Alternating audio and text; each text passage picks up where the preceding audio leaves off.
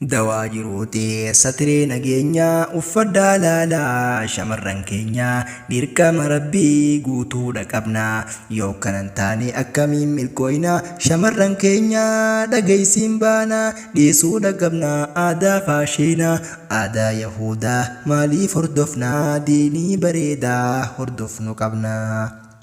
uffachuu qabda hijaaba keetii yeroo gabbaatoo mana alatti uffadhuu bahii hindeessi nukti akkaani guddoo faayidaan saatii argachuuf teeysaa akiraadhatti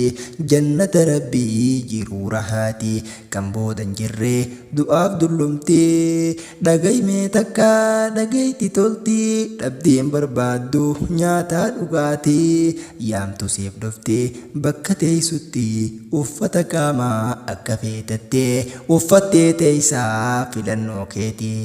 keetii uffata qaamaa akka feetattee uffattee teeysaa filannoo keetii dawaa jiruuti satirii nageenyaa uffadhaa laalaa shamarran keenya dirqama rabbii guutuudha qabna